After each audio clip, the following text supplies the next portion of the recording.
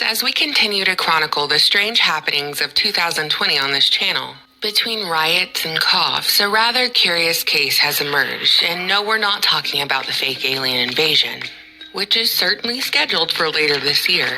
Rather, I'm talking about the latest update on Ghilaine Maxwell, who was arrested by the FBI within the last week. I'll be blunt with you, I'm not ready to make a video on the latest updates because this script is one we've all seen before and it was baloney the first time too. So instead, we're talking about bloodlines, specifically the bloodline of spook royalty, the Maxwells. The mainstream media has rarely covered this ancestral context, and while alternative media has, you know how I am. I just want it simplified in like 15 minutes or less. Because I need some context from the past to navigate the present, but I also don't want to go cross-eyed staring at my computer screen for hours. So today, we're talking about the House of Maxwell. And we're starting with Big Papa Maxwell. Originally born as Abraham Lieb in Czechoslovakia in 1923, the official origin story of the House of Maxwell begins in squalor. In an impoverished village where winters were cold, food was scarce, and apparently, a few dozen name changes were par for the course. Soon, Abraham Lieb's name transformed to Jan Abraham Ludwig, and with this name, at age 16, he left his village, dyeing his hair an unnatural black color, marching off with his mother's advice. Act like an Englishman. The English are successful. Don't screw this up, twerp.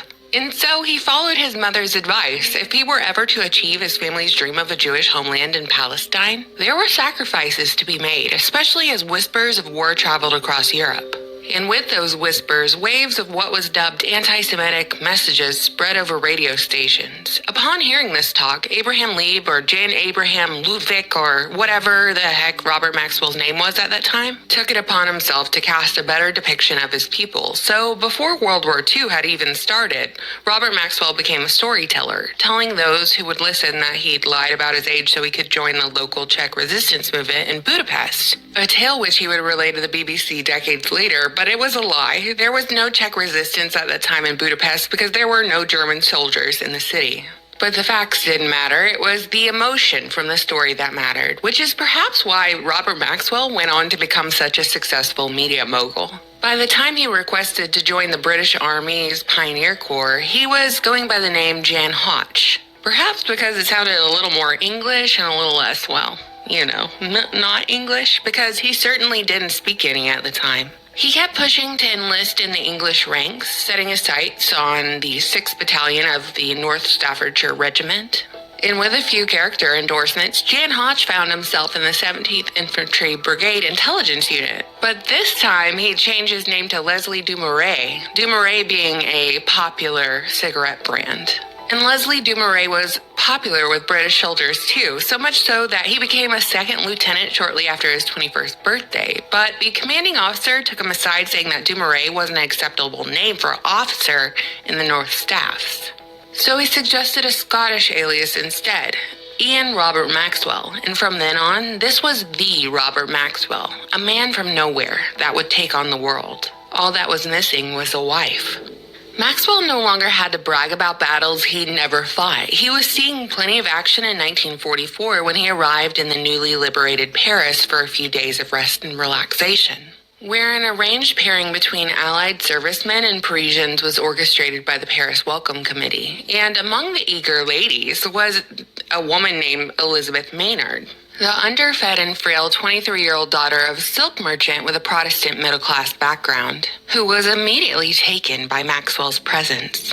They were married, and together they had 9 children over the span of 16 years. But unlike their post-wartime counterparts, they weren't looking to settle in their newfound peaceful life. Robert had other ideas. While Elizabeth found purpose in fostering relations between Christians and Jews throughout her career, focusing on Holocaust history and organizing conferences around the goal of combating anti-Semitism, her husband chased power and influence. One of the outcomes of World War II was the establishment of the State of Israel within the region known as Palestine, a place that the newly formed United Nations had allocated as the Jewish state. Maxwell was key in the creation of Israel, given that he used his contacts to help smuggle aircraft parts to Israel during the 1948 War of Independence. Officially established in 1949, Mossad became the National Intelligence Agency of Israel, aimed at intelligence collection, covert operations, and counterterrorism, sort of like the Israeli equivalent of the CIA.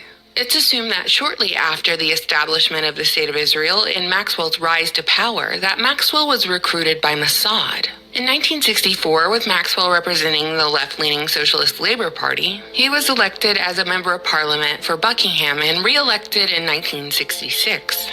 After his government run, Maxwell had used his contacts in the Allied occupation to build his business empire, becoming a distributor for a scientific book company and then eventually buying a controlling stake in a publisher by the name of Butterworth Springer, whose name was changed to Pergamon Press and then catapulted to prolific greatness. Pergamon, which would have been located in modern-day Turkey, was an ancient Greek city known for its altar, the Pergamon altar, also known as the seat of Satan.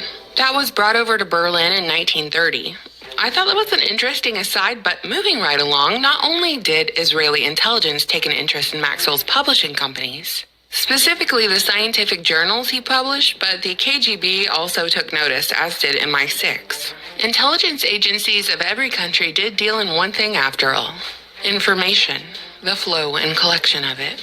As electronic communications became more refined over the decades, a software called Promise software was developed for the specific purpose of monitoring and managing federal government databases and was bankrolled by the U.S. Department of Justice. It was licensed under the condition that the U.S. did not modify or distribute the software. Well, that promise didn't last long because, as the story goes, it was realized that the program had more capabilities than the original intended use, which was to monitor court cases. But someone figured out if they sold the software to banks, the program could actually electronically spy on folks in real time, specifically monitoring the flow of money. Under the guise of protecting U.S. national interest, U.S. intelligence took the program to an Indian reservation, and the program was altered to create a backdoor to allow government spying.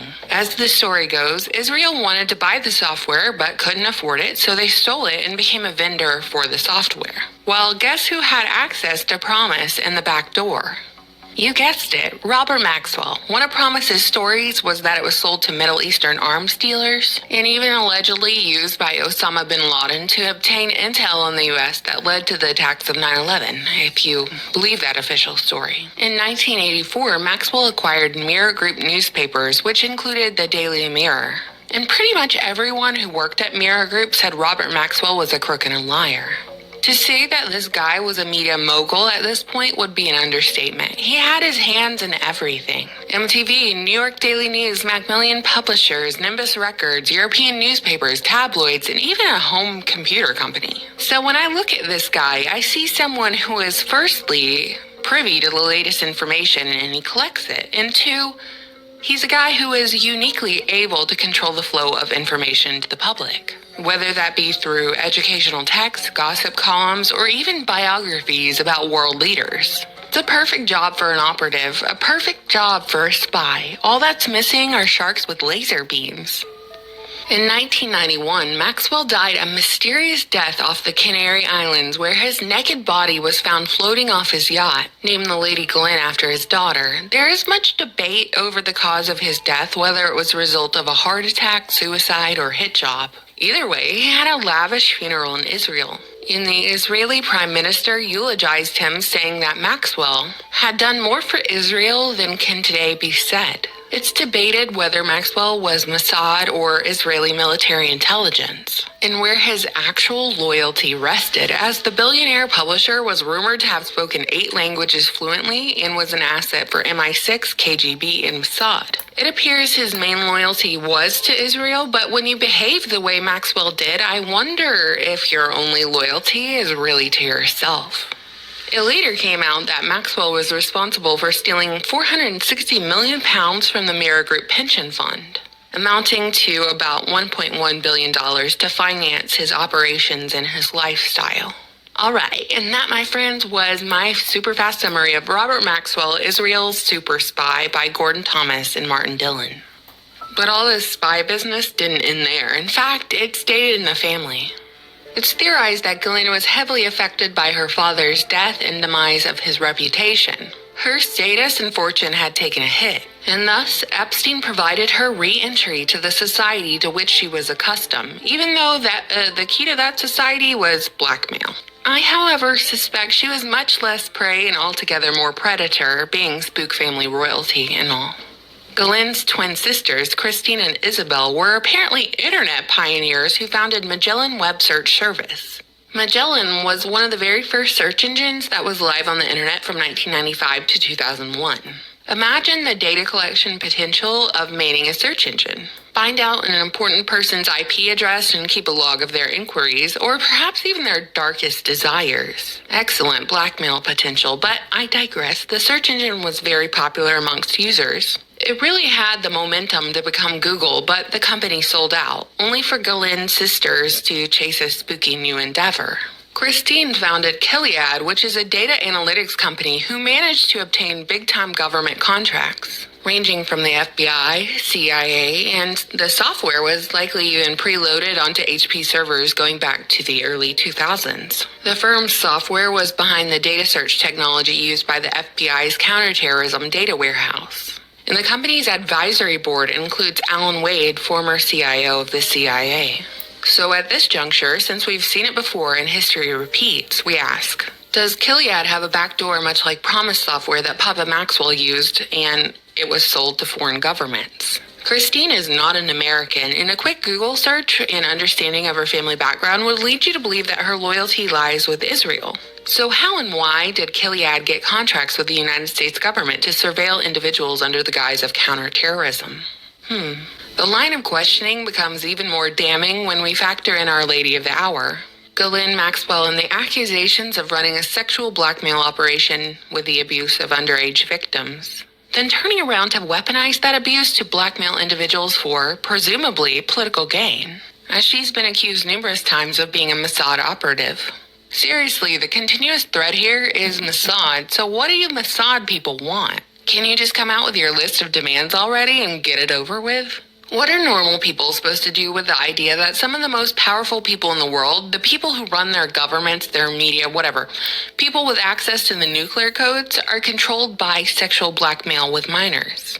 And am I really supposed to buy this whole story about Ghislaine Maxwell being arrested by the FBI with no footage of the arrest, no mugshot, no nothing? It took a long time to arrest her. Did this time afford her enough space to delete or move or whatever blackmail or evidence she had on others? Now we have reports that she's on suicide watch in a New York jail rife with COVID.